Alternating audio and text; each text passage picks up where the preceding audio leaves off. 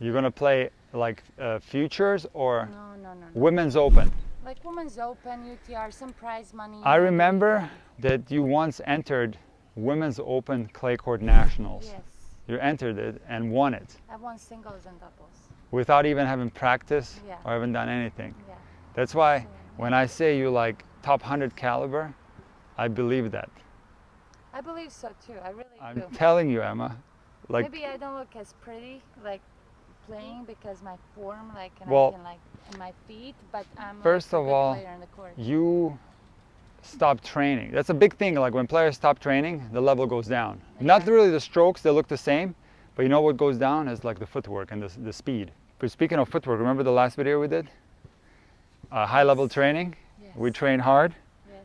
Let me read you. I want you to react to this. I want to read you a couple of comments what people wrote about our video, okay? Okay, so this guy says, "How she pro can hear those flat feet from here." Did you read this one? Yep. Oh, you did read these. I Okay. read some of them. Okay.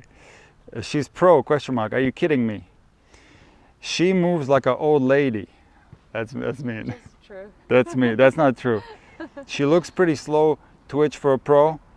She must not have played for a while because I've seen 10-year-old kids move faster. Oh my God. These people are just very mean. Yes. And the one thing that they don't understand, you are like I would say like elite level because you were a 7-time All-American, correct? Correct. What was your ranking in singles in the NCAA? 4 doubles and 5 singles. You were number 5 in singles. Can you remember like who was ranked number 1 or number 2 back when you played? Was it Jennifer Brady? I think Collins. Jennifer Brady and Danielle Collins. Yes.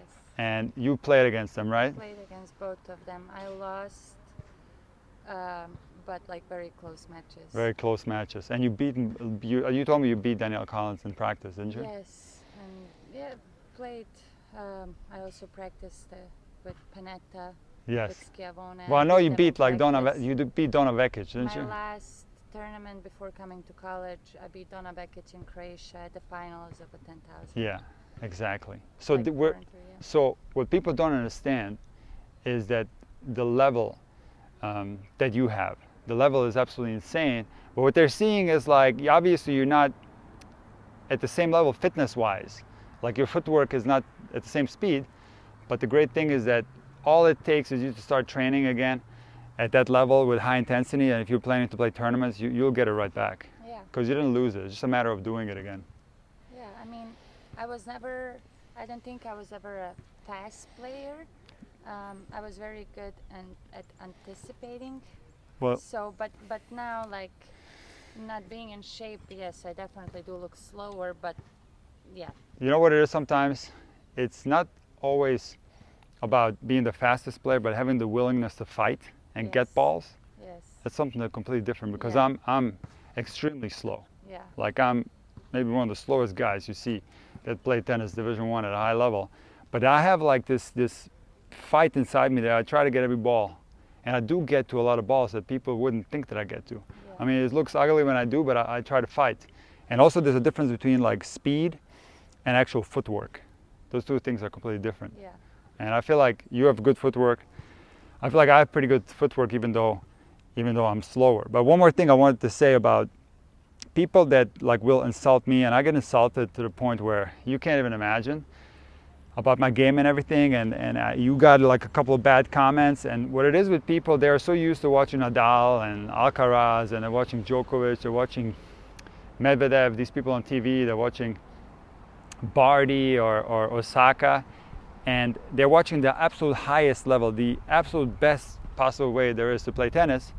And then they see somebody who's like very close to that level, but it looks so different that all of a sudden their first thought that they have is this person sucks. And that's something that is just a nature of online, watching tennis online. People are so used to seeing like really good players that when they see somebody who's not quite at that level, the first thought they have is that, oh my God, this person sucks. And that goes down to all levels. Even doesn't matter who I put in my videos, all the people that are in my videos get trolled, every single one of them. It's unbelievable. You should have seen like what people are writing to Milan. Really? Milan is a nice player. Yeah.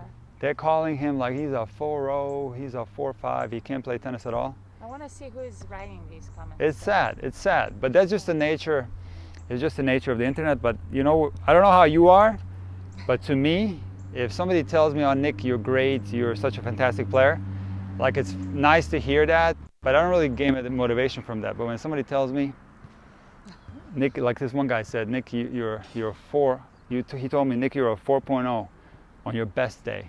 So when I hear that, there's nothing that motivates me more than that. Good. So Emma, today we do some drills, and I want you to think about that guy who called you your footwork like old lady footwork, okay? I want you to draw that as your motivation. Okay. All right, Emma, listen. Let's try to get more explosive, okay?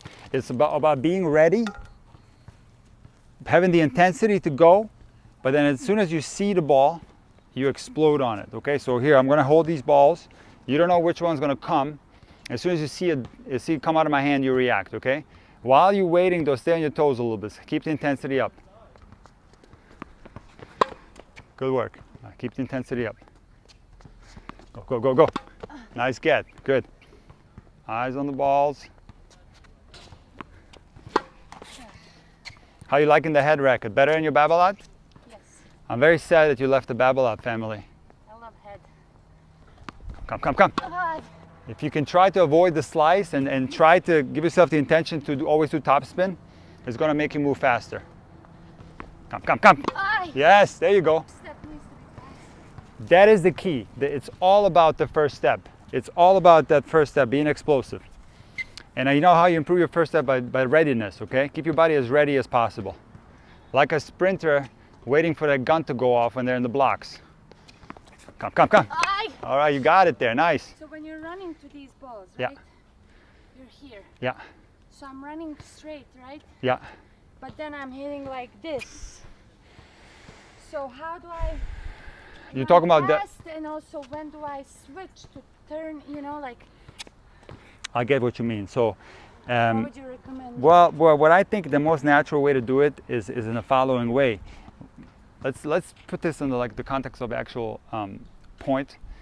If you get a ball, unexpected ball there, right, the short one you have to react to, the first thing you're going to do is observe where it's going, and you're going to see, okay, it's a forehand, and the first move, and you actually already do this. You're not conscious that you do this, but the first move is actually this right here. You turn towards the forehand side, and now you're running towards the ball forward, but your upper body is slightly turned. You're actually not running to the ball like this, because then once you get to the ball, you would have to do your whole turn and everything, and it wouldn't be enough time for that. So the actual sequence of body movements is the following. You ready, you see the ball, okay, it's a short forehand, you go like this, and now you're running up and then hitting it like that. That makes sense. Yeah.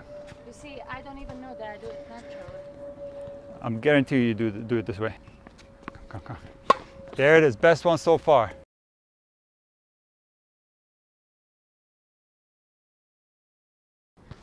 Come, come, come. Yes, best backhand so far. Emma, when you come back on the tournaments, you're gonna destroy. You're gonna absolutely destroy. How old are you now? I'm turning 30 this year. You're turning 30. You still got so much time to play high level tennis. 10 years, I think. Theoretically, you could still come back on tour. I could, yes. You know who's coming back? Did you hear Radvanska is coming back? What? You didn't hear about this? No. Yes. Really? I think that's what I heard. No All right, way. last one. Come. Fantastic work. Okay, Emma, this is a footwork adjustment step drill. Basically, you're going to be striking these balls from close proximity from where you're starting. But within that, there's going to be a crap ton of little steps and movements going around this cone. I'm just going to drop feed these, and you're going to stay on your toes, and after every shot, you're going to go around the cone, okay? Again, what this is going to do is going to improve those little adjustment steps that are so necessary to be in a good position to hit the ball the best you can. Come on, small steps. Here we go, Emma. Come. Stay on your toes. Go again. Nice, Emma. Come on. Good. Nice. Come again. On your toes. Come on, you got 5 more. Come on, let's increase the tempo a little bit. 4 more. Here we go. 3 on your toes. Come on. Too far away from the ball. 2. Come. And last one. Blast this one. Same thing on the backhand side. Come on. Good. Come on. High intensity. Come. Good. Mix up the locations a little bit. Go down the line. There's that down the line backhand. Nice, Emma. Here we go. On your toes. Come on. Keep the intensity level up. Come on. You got 5 more. Come on. 4 more. Finish the backhand properly. Come on. All the way. You got 3 more. Come on. You got 2 more, Emma. On your toes. Come. Last one. No mistakes. Come on. Fantastic backhand. Nice. Emma, you know what the biggest physical problem that I have all my life? I don't stand up straight. Like I always, especially when I was younger, I was like this, you know, like a really bad body posture. I'm working on it. I'm trying to stand up straight. It's not good for your back. It's so important to stand up straight. Now, I noticed something with you that's super interesting, and it's something that I teach. So when you hit a forehand or a backhand, your upper body goes down like this a little bit.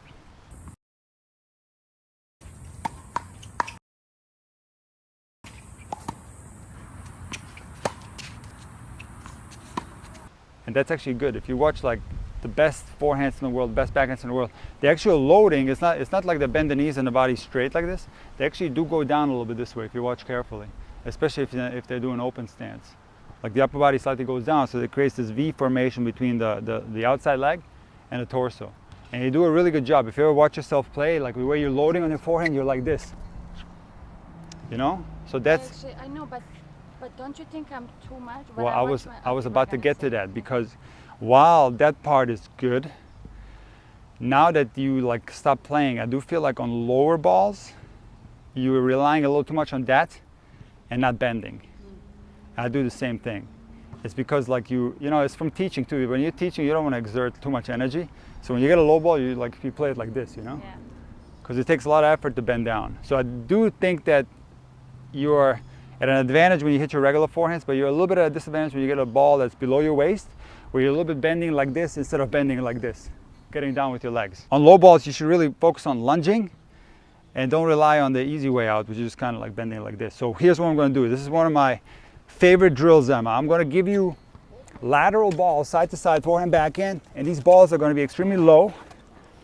And I'm going to watch how you get down to these low balls. I want you to get your back leg as low to the ground as possible. Your back knee touching the ground. I don't care if you do open stance or closed stance, but you try to get down without bending with the upper body. Bless you. Come.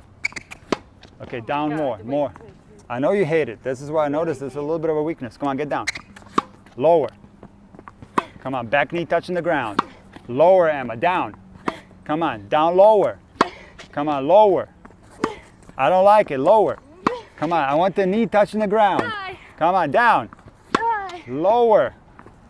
Come on, 5 more. 1, 2. Come on, 3. Lower, Emma. 4. Last one. All right, that last one you hit, you watch that back in slow-mo, that's the problem. Your legs didn't bend that much and your upper body bent down instead.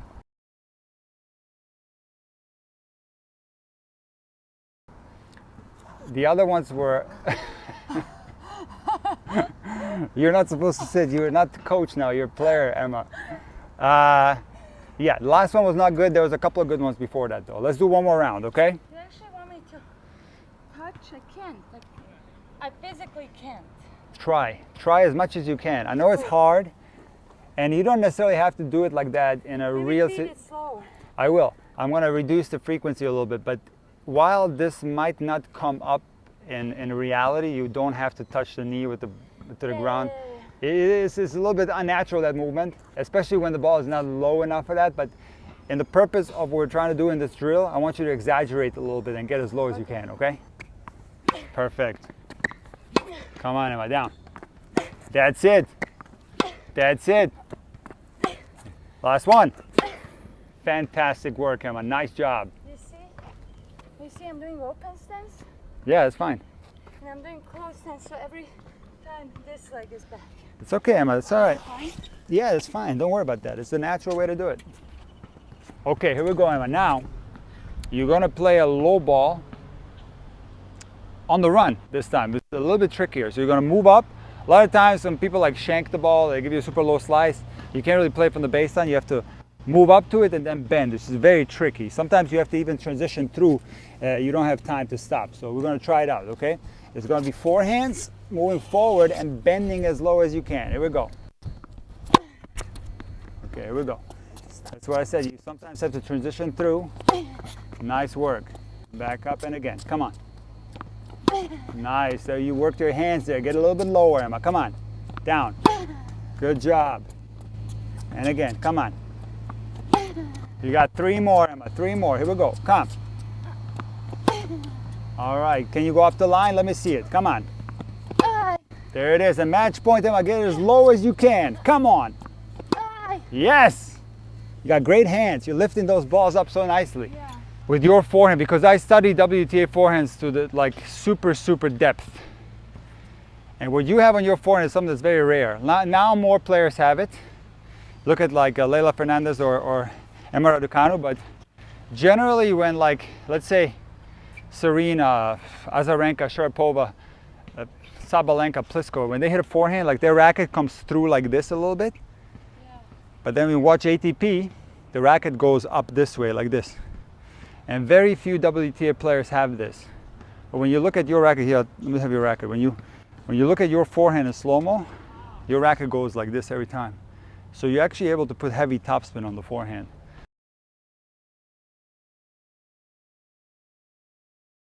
Which is something that's rare for WTA. It's more something you see on the man. You see, like, I see a lot of players now that I coach. Yeah. They struggle with going too soon like this.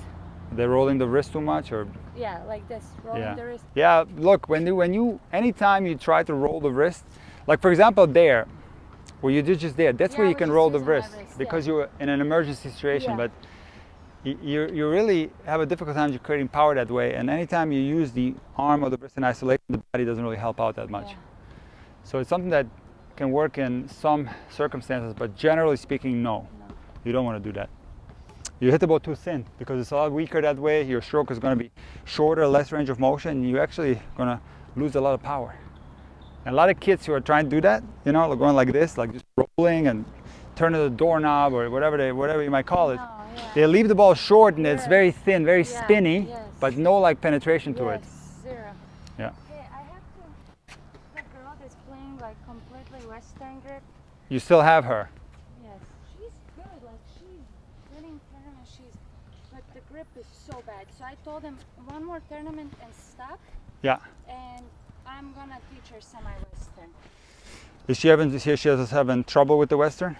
Yes, she has. She has, okay. She has. When somebody is harder, low, she's really struggling. I mean, she makes it work. She's very talented. Is she ranked? Yeah, I don't know what, but she's ranked. She's only 11. Oh wow. She's So only okay, 11, if she's but 11, she's good. there's plenty of time. If you think it's a good. Do you think I should change her? I think I should. I feel like I should. Look, the semi-Western grip is the best grip. There's no doubt about it. Do you have on your course how to teach from the beginning semi-Western? Like, I don't know how here's to the start. thing. The problem with switching grip is all it depends on is muscle memory. So when did she start playing tennis? I don't know. So she's probably been playing already for 5 years or 6 years. So it's going to take her, depending on her talent level, it's probably going to take her anywhere from 6 months to a year to be able to train the wrist, because the wrist is going to be in a different position. Wrist on a semi-Western and the make contact is more straight underneath. In a semi, that's on a Western grip, it's more straight underneath. In a semi, it's a little bit more extended.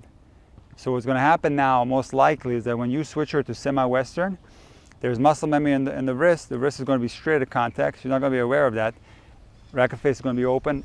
She's going to spray a lot of balls long. Exactly, that's what's happening, right? We tried it once, all the balls were flying. That's only because of, not because the semi-Western grip is bad, or the Western grip is bad. All that is just muscle memory. So it's a matter of her hitting the ball very slowly so she can control this phase, doing a lot of mini tennis, and really maybe skipping tournaments for 6 months, and work every single day, 2, 3, 4, 5 hours of forehand practice. to train the hand. Yeah. She got the slinger bag. She's gonna practice. That is really the only way. Now, if she was older, if she was 15, I would probably say just leave it alone. But since she's 11 and you say that she does have problems, which some people do have issues with Western grips, so that's true. And the semi-Western is the best grip. I feel like there's plenty of time now, and you can try it out and see what happens. Yeah, I really think she can bring her game to the next level. It's hurting her a lot, really. Like, I mean, she makes it work, but like I come and I start hitting like flashes. I mean, it's so hard, like with that, like to bring the ball. I don't know. It's really, It is have hard. You seen it? I showed you. I've seen worse than that. I've seen Hawaiian grip. Ever seen that? Yeah, awful. I've seen that. Why Do you know that? Cici Bellis? Yeah. I don't think anybody teaches that. It's just you know what it is with kids when they naturally gravitate more towards Western grips because, especially if they're shorter, you know, there's a lot of moon balls in juniors, right? And when you have an Eastern grip and you play a high ball, the wrist is very uncomfortable here. You go here, it's much easier to play high balls. Yeah. So the kids naturally gravitate here. Yeah. Now in the case of Cici Bellis, I don't know what happened to her, but she went even past Western. She went to Hawaiian. So literally, this is like a backhand grip, right? You know how you hit your backhand with a continental? It's basically a continental grip, but you use not this side of the racket, this side of the racket. What? Yeah. Oh my God. And I do think she switched maybe later on in her career. And there was another guy who played with a Hawaiian grip who, his name was Alberto Berasategui. You know who that is? No. He was on the final of the French Open. I even knew a couple of guys back when I played in Germany who had this grip. And all of those guys that I knew, they had wrist surgery. Cici Bellis, she had to retire because, did you run into her recently? I saw a picture with you and her. I was at some women's panel in Yeah. Miami. And so she had to retire because of her arm was completely destroyed, yeah. you know, so it's dangerous. Exactly. Hawaiian grip is dangerous. Western grip is not as dangerous, but it's not like the best grip is a semi-Western grip. There's no doubt about that. I'm not going to argue with you. All right, here we go. Same thing on the backhand side, Emma. And go. Low backhand.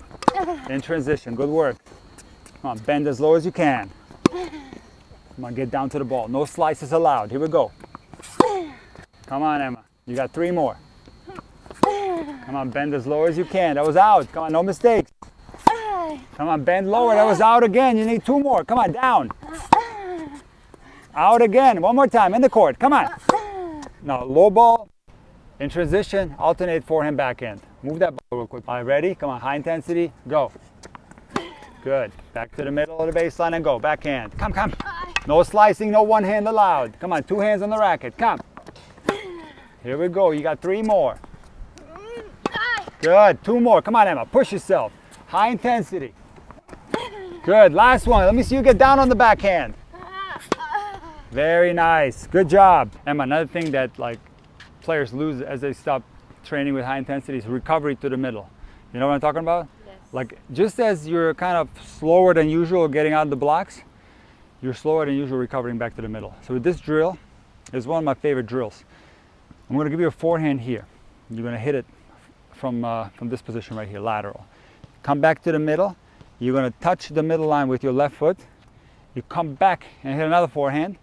Then you're going to sprint from here all the way there and hit a backhand on the run. Okay? Then you come back to the middle, touch the middle line with your right foot, hit another backhand. Okay? And then you sprint again all the way over here and hit a forehand. So it's 2 on each side. You're recovering a couple of different ways. You're recovering laterally the first time, and you're recovering the regular way. You lost me, didn't you? Yes. Yes. Okay. Wait, I have to record from the back. What are you thinking about? Emma, this is normal. This is part of the job of being coach. You know this. Yeah. You got to repeat yourself a lot of times. You have to have patience, right? Emma, let me repeat it again, but like a shortened version. Yes. You're gonna hit 2 balls on the run. Okay. There's 2 ways to recover in tennis. You know this. There's the lateral recovery when you're going back like this to the middle. Okay. But then there's also the recovery where you have to run from one corner to the other. Okay. Right? Because you can't always like sidestep here and then. Yes. If you are in an emergency, you have to sprint from there to there. Yes. So we do both. The first forehand, you come there, hit it, sidestep back, touch the middle line, do another one, then you sprint all the way there, hit a backhand, and then come back to the middle, sidestep, hit another backhand, and then sprint back over here. So you're doing 2 different ways to recover back to the center, okay? 5 Come on. No, it's got to be an even number. So you do either 4 or 8. So let's do 8, okay? Go. Back to the middle, come on. And again. And now sprint. Back to the middle, touch the line. Go. Sprint, here's number 5. Back, recover quick. Come. Sprint, 7. Side step recovery. Come. Last one. All right, very nice, Emma. We'll do one more round, okay? I like this drill. That's a good drill, right? Remember, the focus is on fast recovery. All right, here we go. Ready? Come. Come on, fast recovery. Now sprint, come. Come on, fast recovery. Come on, you got number 5. Go. And recover quick. Come on, 2 more. Back to the middle. Come. Fantastic backhand, nice. Okay, my last round, you go the hardest you can. Here we go, come on. Recover, and again, come. And a sprint, go. Come on, recover. Here's 4. Come on, 5. Recover to the middle. Here we go. Come on, get this one. Go. Last one, recover, match points. You actually overran that a little bit. You got slightly jammed, yeah. Emma, this was a crazy workout. This is exactly what this takes for you to get to the place where you used to be. The quick feet, the intensity. How you feeling? You tired? Yes, but I feel good. All you need to do is incorporate this into your training regimen, because I know you're very active. You do a lot of yoga, you do all this stuff, you run. But nothing beats tennis-specific workouts under high intensity. And like I told you before, maybe incorporate a couple of sets that you play a week, and I guarantee you that your level is going to go back to close to what it was when you were still competing at the pro level. And then that guy that called you grandma Footwork, he needs to take another look, okay? All right, good work, nice.